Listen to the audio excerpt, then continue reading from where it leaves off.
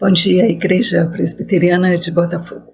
Estamos aqui reunidos, hoje é o dia 7 de fevereiro, domingo, começando já o segundo mês do ano, e também nas atividades da nossa escola dominical, nós começamos a estudar um novo tema. Esse ano, nesse nosso primeiro semestre, nós vamos estudar a figura central e mais importante da Bíblia.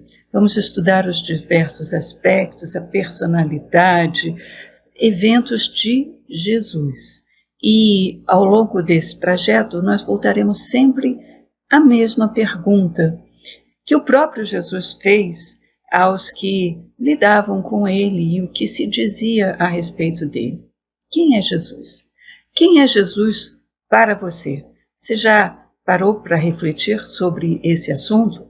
Mas nós precisamos refletir sobre ele de uma maneira bem séria, uma maneira bem intensa, porque Jesus é o nosso Salvador. Mas nós não podemos dizer isso só da boca para fora. Nós temos que explorar tudo o que nós encontramos na Bíblia sobre Jesus para nós podermos, ao final desse semestre, com a graça de Deus, pelo Espírito Santo que vai trabalhar no nosso coração, nós poderemos chegar a entender quem é e quem dizem que é esse Jesus de Nazaré. Não tenha dúvidas se você tem mais incertezas do que certezas sobre Jesus. Dúvida é um sinal de reflexão, é um sinal de que você e eu estamos pensando no assunto. E nós devemos agora, nesse novo ciclo que vamos começar, nos livrar um pouco dessas ideias preconcebidas, até mesmo a figura de Jesus, que nós vemos em quadros retratados ao longo dos séculos por pintores famosos. Essa figura é muito pouco. É uma imagem que os homens criam em suas cabeças e transmitem, mas nós precisamos refletir profundamente sobre a verdadeira figura de Cristo. E para isso eu te proponho que nós usemos a Bíblia como a nossa fonte única, perfeita de informação sobre Jesus. Está com a Bíblia na mão? Então, vamos começar. Será que nós podemos dizer que Jesus foi um mestre? Claro, Jesus foi efetivamente um mestre. Os fariseus, que eram os estudiosos da Bíblia, eram os religiosos mais dedicados na época em que Jesus viveu, os escribas, que eram aqueles que copiavam, que escreviam as Escrituras e, portanto, refletiam sobre elas, todos eles, em diversas oportunidades, se juntavam ao redor de Jesus para ouvir suas lições.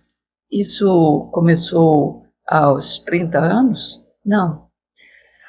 Abra sua Bíblia, que já está aí ao seu lado, no livro de Lucas, capítulo 2, e nós vamos ler do verso 41 até ao 52. É importante que você leia, é importante que você anote algumas coisas, porque isso vai te ajudar ao longo do nosso semestre. Então veja só, o menino Jesus no meio dos doutores. Doutores, cientistas, estudiosos, são pessoas que não se contentam com coisas pequenas, com superficialidades. Eles gostam de estudar e por isso eles se aprofundam. Quando nós vemos esse tema, o menino Jesus no meio dos doutores, nós já podemos refletir que Jesus tinha uma profundidade intelectual que atraía doutores, que atraía fariseus, que atraía espíritos. O texto é um pouco longo, você vai, desde que ele está sinalizado, você vai marcá-lo para ler com atenção. Mas o importante é que Jesus estava com seus pais em Jerusalém. Veja o versículo 42 do capítulo 2 de Lucas. Quando ele atingiu os 12 anos, subiram a Jerusalém, segundo o costume da festa. Então, ele tinha 12 anos, ele estava entrando naquela adolescência, que é aquele momento difícil de transição das crianças já para uma vida mais adolescente, crescendo, começando a crescer, e os jovenzinhos de 12 anos gostam muito de correr, gostam muito de brincar, gostam muito de estar entre eles, entre essa turma. Acontece que, já no tempo de voltar para casa, os pais, junto com o grupo que tinha ido da cidade deles, voltavam e os pais achavam que Jesus estava com as outras crianças, e não o tendo encontrado, veja só o verso 45, e não o tendo encontrado, voltaram a Jerusalém à sua procura. 3 dias depois, o acharam no templo. Já imaginaram? Procuraram por toda parte. Eles foram a toda Jerusalém. Eles só encontraram Jesus 3 dias depois. Você que é pai, que é mãe, que é tio, que é avô, avó, imagine a sensação de impotência desses pais que perdem o filho e só o encontram 3 dias depois. E onde é que ele estava? Verso 46.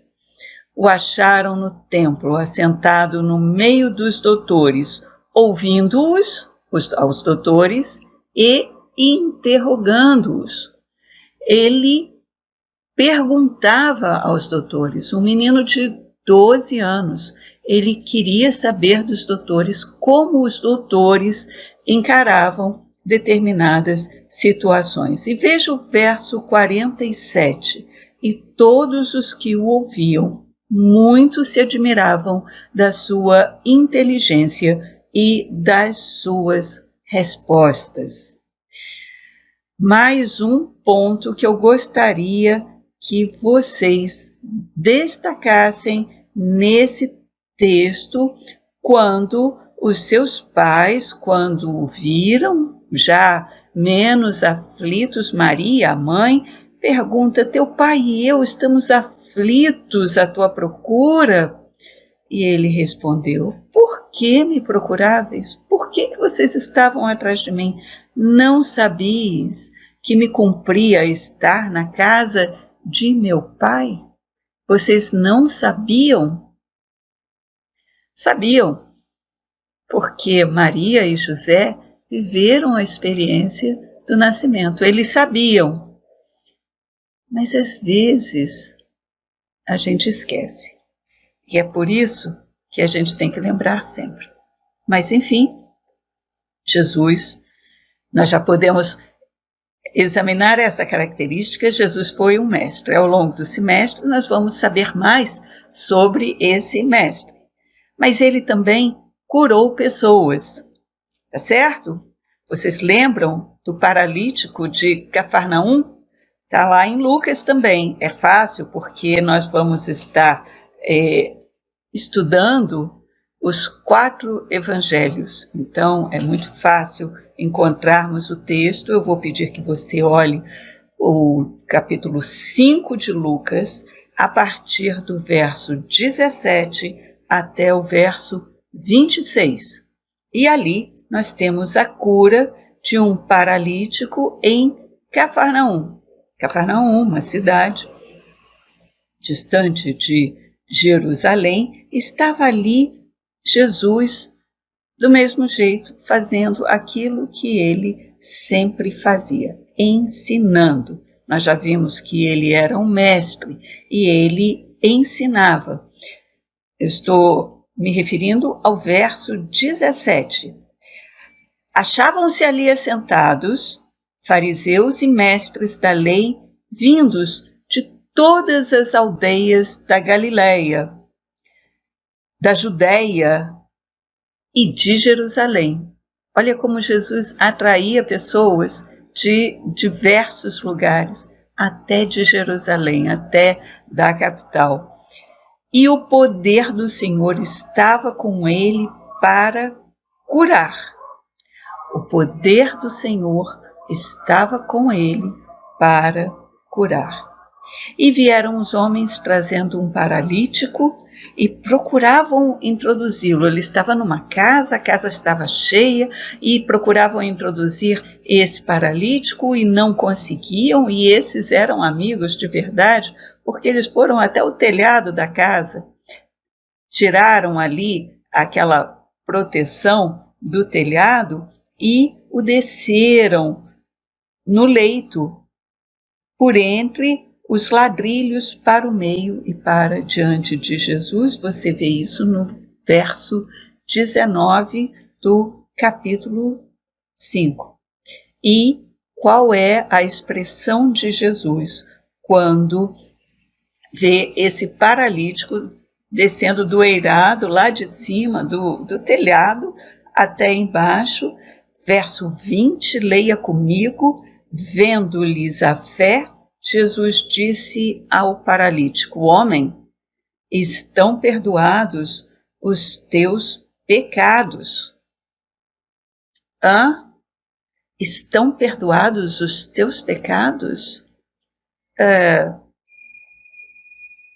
Quem é que perdoa pecados? Você sabe quem pode perdoar os pecados. E o que Jesus diz? E o que é que assombra os fariseus e os escribas e os mestres que estavam ali estudando com Jesus, aprendendo com Jesus? Jesus já mostrara que ele era um intenso conhecedor da palavra, das escrituras. E o que é que ele diz para aquele paralítico? Estão perdoados os seus pecados. Os escribas, os fariseus, arrazoavam dizendo: quem é este que diz blasfêmias, que atenta contra a palavra de Deus, que diz coisas pecaminosas? Quem é este? Mas Jesus conhecia o coração. Eles não falavam alto, eles não se levantaram, eles não foram embora, eles falavam entre eles baixinho: ei, quem é esse que cura os pecados? E Jesus, conhecendo os pensamentos, verso 22, ele pergunta: que arrazoais em vosso coração? E no verso 23 ele diz: qual é mais fácil? Dizer: estão perdoados os teus pecados, ou levanta-te e anda? Você está prestando atenção no que Jesus está falando? É que eu e você podemos falar da boca para fora um monte de coisas. Nós podemos dizer, a boca fala, às vezes fala até demais. Jesus pergunta: o que é mais fácil dizer? Estão perdoados os teus pecados? Porque para os fariseus, Jesus estava dizendo isso da boca para fora. Mas não era o caso. Porque Jesus pergunta: é mais fácil isso, perdoar os pecados, ou mandar que ele levante e ande? Porque aí não seria da boca para fora. Aí seria uma demonstração de verdadeiro poder que já vinha antes no perdão dos pecados, mas os fariseus não estavam entendendo. E Jesus então ordena, e o que acontece? Imediatamente, olha o verso 25, imediatamente se levantou diante deles aquele homem, e tomando o leito em que permanecera deitado, voltou para casa, glorificando a Deus. Era um milagre que tinha acontecido, ele tinha vivenciado esse milagre. Então, quando nós encontramos Jesus perdoando pecados, muitas vezes, como os fariseus, que eram estudiosos da palavra. Às vezes nós temos essa sensação de que isso está sendo feito da boca para fora. Veja só, isso já tinha acontecido, nós estamos no capítulo 5 de Lucas, e você passa uma páginazinha, vai para o capítulo 7. Olha só, no capítulo 7 de Lucas, se você encontrar, vira mais uma página até os versos 36 até 40, você vai ver o que acontece. A pecadora que ungiu os pés de Jesus. Novamente, outra situação. Convidou um dos fariseus para que fosse jantar com ele. Jesus, entrando na casa do fariseu, tomou um lugar à mesa. É muito interessante você se lembrar que naquela época de Jesus, as casas elas não eram fechadas como as nossas de hoje, com portas, trancas, e só deixamos entrar quem nós convidamos. Não.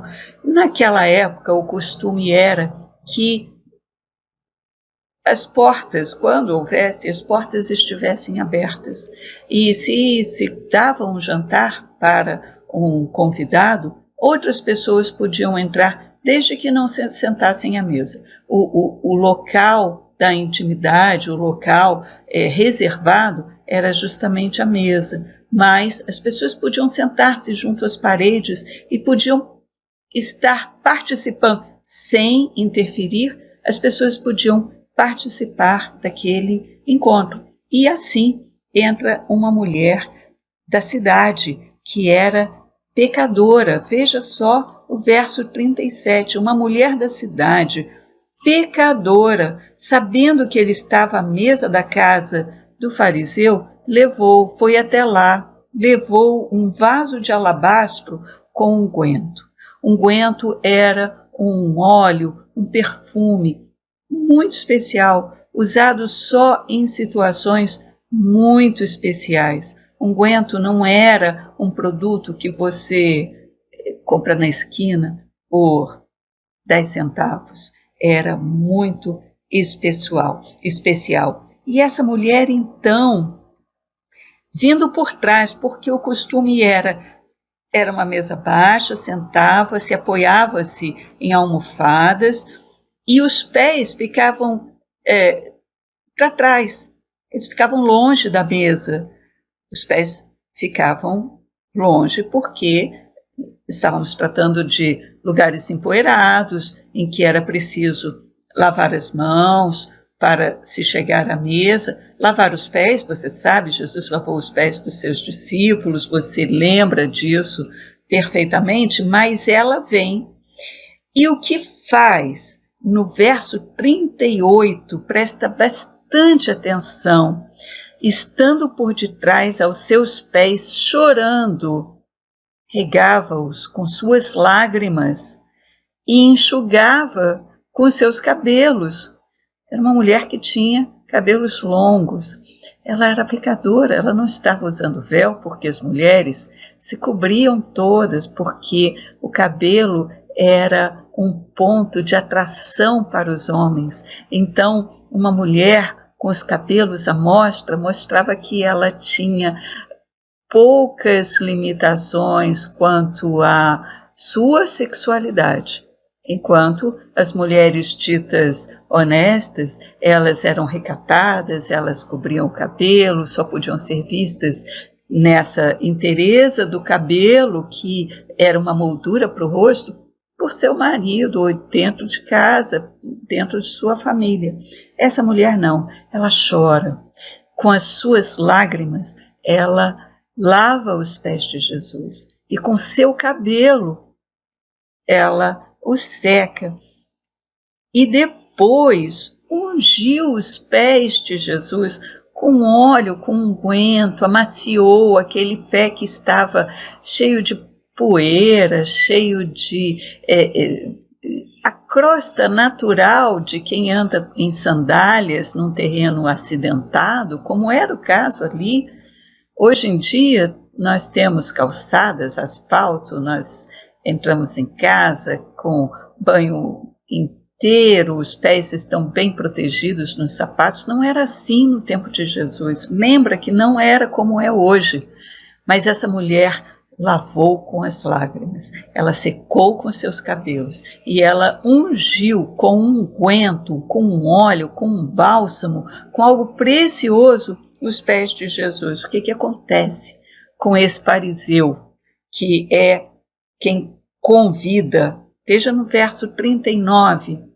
Ao ver isto, o fariseu que a convidara disse consigo mesmo: se este fora profeta, se esse homem fosse mesmo, se soubesse mesmo das coisas, saberia quem e qual é a mulher que lhe tocou, porque é pecadora. Jesus era profeta. É mais uma característica de Jesus. Ele era profeta. E ele dirigiu-se ao fariseu. Olha o verso 40, presta atenção, eu quero sua Bíblia aberta. Não fique só pensando no que eu estou falando. Olhe você mesmo, confira na sua Bíblia. Com a Bíblia aberta, Jesus se dirigiu ao fariseu e disse: Simão, uma coisa tenho a dizer-te. E ele respondeu: dize, mestre. E ele conta uma parábola. E ele conta uma parábola de um devedor, de um homem que tinha 2 devedores. Um homem tinha 2 devedores, um devia muito e outro devia muito pouco.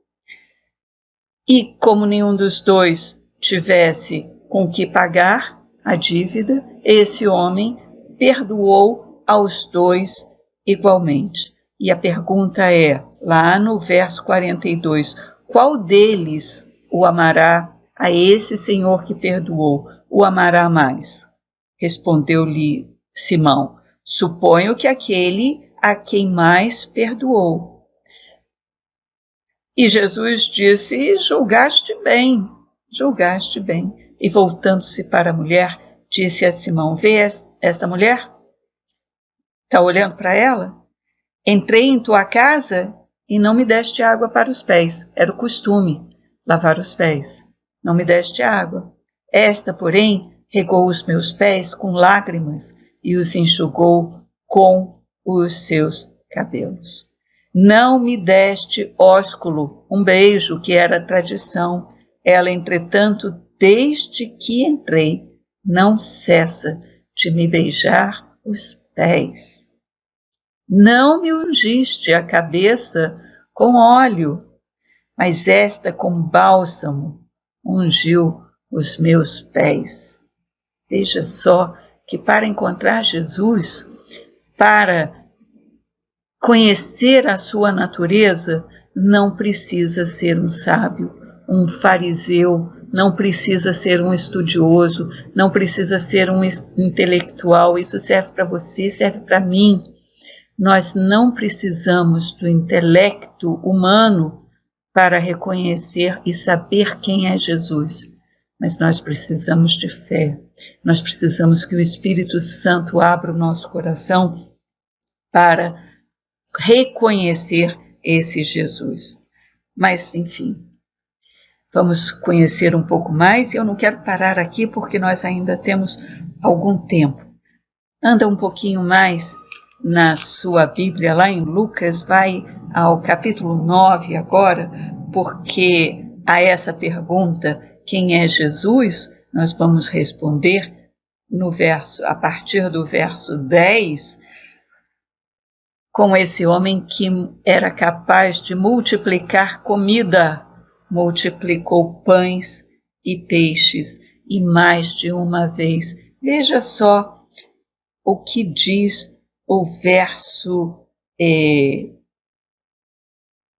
11, porque Jesus estava pregando para as multidões, é isso que o verso 10 diz, e ele resolveu retirar-se, mas as multidões, ao saberem, seguiram-no, e ele as acolheu, e falava-lhes a respeito do reino de Deus, e socorria quem tinha necessidade de cura. Ele fazia tudo ao mesmo tempo. Ele falava do reino, ele aplicava aquilo que ele dizia, curando as pessoas que precisavam de cura. E aí os seus discípulos, muito práticos, diziam: está ficando tarde, manda essa turma embora, eles vão precisar comer. E Jesus então diz: mas o que nós temos? Nós temos 5 pães, nós temos 2 peixes. Olhares humanos que dizem: não dá, não vai dar, é muito pouco. Mas Jesus diz: tragam, vamos orar, vamos abençoar. E você sabe o que aconteceu. Todo mundo se fartou e todo mundo comeu e ainda sobrou comida. Mas o título desse capítulo é a primeira multiplicação de pães. Então Jesus fez isso e foi não uma vez, mas mais. Mas, mais do que isso, quem foi Jesus? Jesus foi aquele que ressuscitou pessoas. Ah, mas ele ressuscitou Lázaro. Sim, só Lázaro. Tem certeza? Então, vamos lá a Lucas 8. Falta um pouquinho. Lucas 8, versos 40. Aliás, está na mesma página. O pedido de Lázaro. Perdão, eu falei em Lázaro antes, mas agora o pedido é de Jairo. Jesus estava andando na multidão. Jairo vai e pede que Jesus... Veja só, Jairo não era pouca coisa não. Jairo era o chefe da sinagoga. Ele vem e se prostra diante de Jesus. Ele se curva diante de Jesus. E por que ele faz isso? Porque ele tem uma filha única. E essa filha está morrendo. E ele alcança, ele percebe essa possibilidade de Jesus salvar. Ele estava vendo, Jesus estava passando ali, ele estava fazendo milagres, e Jairo então se curva e diz, suplicou que chegasse até a sua casa. E aqui é bastante interessante, porque Jesus não diz que não vai, mas ele está indo, e no meio do caminho ele para, porque uma mulher o tocou. No meio daquela multidão, uma mulher o tocou. E ele diz: porque eu senti que daqui saiu poder. E a mulher tinha tocado nas vestes de Jesus, porque ela também tinha uma doença. E ela nem ousava chegar e pedir a Jesus que a curasse. Mas ela tinha convicção de que se ela pelo menos tocasse na roupa de Jesus, roupa como eu e você usamos na roupa, mas era o poder de Jesus que dele saía, e ela sentia que até pela roupa que ela tocasse, ela seria curada, e assim foi. E quando ele está falando com a mulher, vem os servos, os empregados, os amigos de Jairo. Olha no verso 49 do capítulo 8. Falava ele ainda quando veio uma pessoa da casa do chefe da sinagoga, dizendo: tua filha já está morta, não incomodes mais o mestre. Tua filha está morta, não incomode mais o mestre. Mas Jesus era muito mais do que o mestre. Jesus era muito mais do que o homem que perdoa pecados. Jesus era muito mais do que o homem que cura as pessoas. Ele era capaz de ressuscitar. E Jesus disse: não temas, crê somente e ela será salva. Crê. Ele fala para o Jairo: olha, não tenha medo, mas creia e a tua filha será salva. E Jairo creu. Então, os evangelhos relatam muitas outras maravilhas de Jesus. A pergunta foi feita a Jesus: quem é esse homem? Quem é esse homem? E é muito interessante, e essa passagem aqui é importante que você preste atenção, porque entre todas as características de Jesus, eu não falei uma que era bastante conhecida, pelo menos ali na cidade de Nazaré, onde Jesus cresceu. Ele nasceu em Belém, você sabe disso, não é? Mas ele cresceu em Nazaré. E ali, você lembra da profissão do pai dele? Era carpinteiro. E Jesus, filho de Nazaré, de José, o que é que Jesus seria? Qual era a tradição da criação, pais e filhos? Seu pai é pescador, você será pescador. Seu pai é carpinteiro, você será carpinteiro. Então, Jesus era carpinteiro. E aí eu vou pedir que você vá ao Evangelho de Marcos. Volta um pouquinho na sua Bíblia. Mateus, Marcos, Lucas. Nós estamos em Lucas, vamos voltar até o Evangelho de Marcos, no capítulo 6, nos versos de 2 a 4. Então, veja só o que é que acontece quando Jesus vai à sua terra. Verso 1 do capítulo 6 diz assim: Tendo Jesus partido dali, foi para a sua terra, e os seus discípulos o acompanharam. Então Jesus chega até exatamente, Marcos conta também no final do capítulo 5 a ressurreição da filha de Jairo. Essa história que nós acabamos de ler em Lucas. E Marcos vai complementando dizendo que dali ele partiu para a sua terra, que era Nazaré. E o que Jesus fazia, especialmente no sábado? Ia à sinagoga, claro. E chegando ali, ele começou a ensinar. Presta atenção no verso 2. E muitos, ouvindo-o, se maravilhavam, dizendo: de onde vêm estas coisas? Que sabedoria é esta que lhe foi dada? E como se fazem tais maravilhas por sua mão? Inacreditável, inacreditável. Não é este o carpinteiro? Filho de Maria? Irmão de Tiago, José, Judas e Simão? Aqui, no relato de Marcos, você percebe que estão relacionando pelo menos 4 irmãos de Jesus. Então, e não vivem aqui entre nós as suas irmãs? Então, também havia irmãs. E escandalizavam-se nele. Como é que pode um carpinteiro? Você já parou para pensar que às vezes você mesmo se limita? Como é que eu posso, vindo da origem que vim, chegar aonde eu cheguei? Como é que pode? E as pessoas não se impressionavam com o que elas alcançavam, o que elas eram.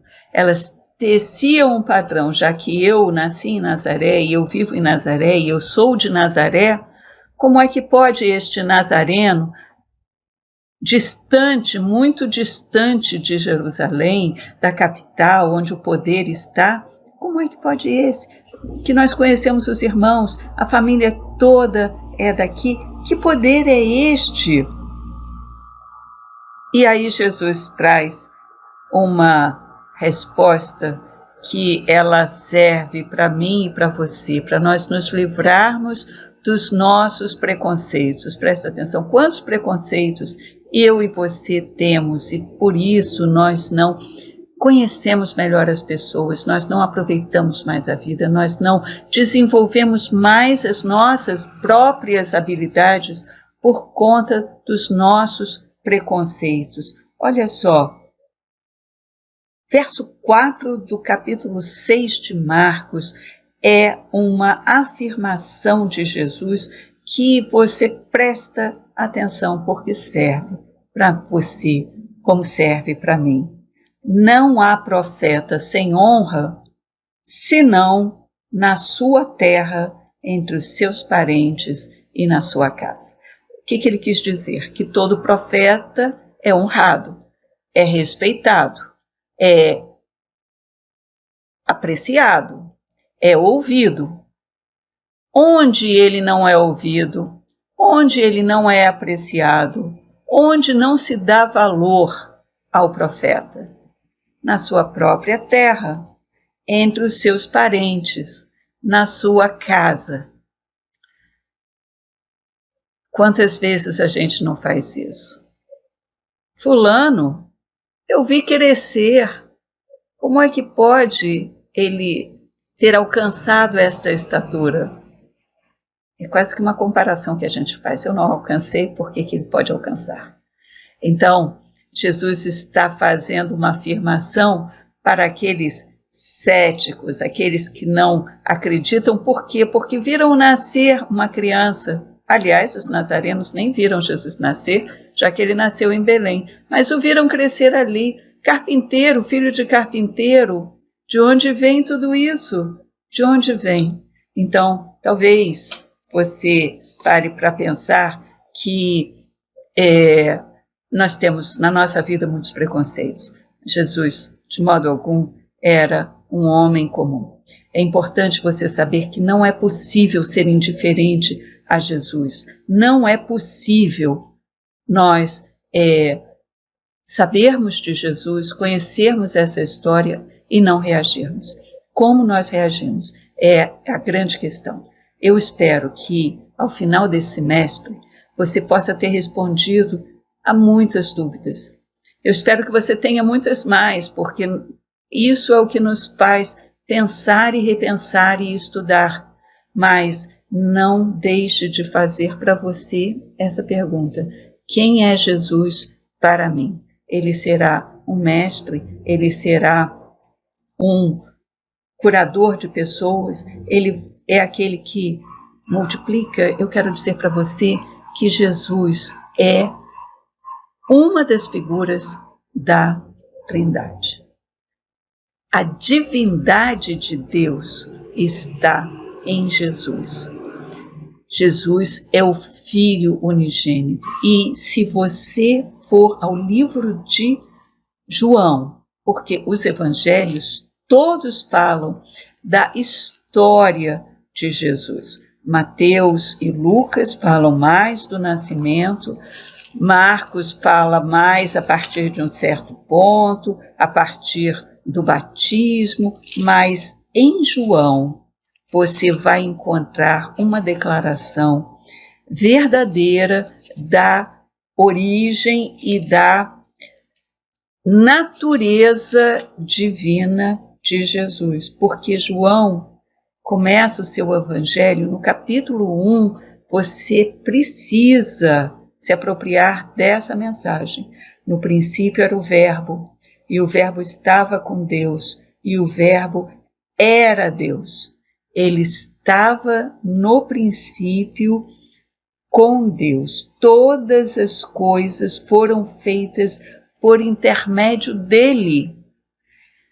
João está dizendo que Jesus é o Verbo, é a palavra, aquela palavra criadora do início. E ele é aquele que se humilha e que se retira dessa magnitude que é estar com o Pai, dessa trindade, e ele se esvazia para tomar forma humana.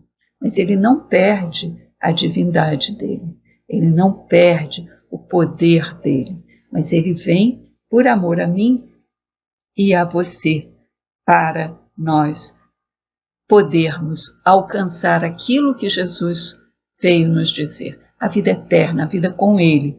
É assim que Jesus nos quer. Vamos então nos lançar nesse estudo. Eu vou agora orar com você no final dessa nossa lição, mas no começo de um semestre de muito estudo. Senhor, nós te agradecemos porque nós temos o privilégio de te conhecer e nós pedimos que o Senhor abra nossa mente, o Senhor nos livre de preconceitos, o Senhor nos traga paz para podermos aprender cada dia mais de Ti. Senhor Jesus, o Senhor se humilhou, veio ao mundo para nos trazer a plena salvação. E como Tu fostes exaltado pelo Deus Pai, nós também seremos contigo, Senhor, quando o Senhor nos chamar. Por isso, esteja conosco, nos abençoando nesse estudo. É a oração que nós fazemos em nome de Jesus. Amém. Não deixe de estar aqui no próximo domingo, porque nós estamos apenas começando. Um bom domingo para você, bom estudo.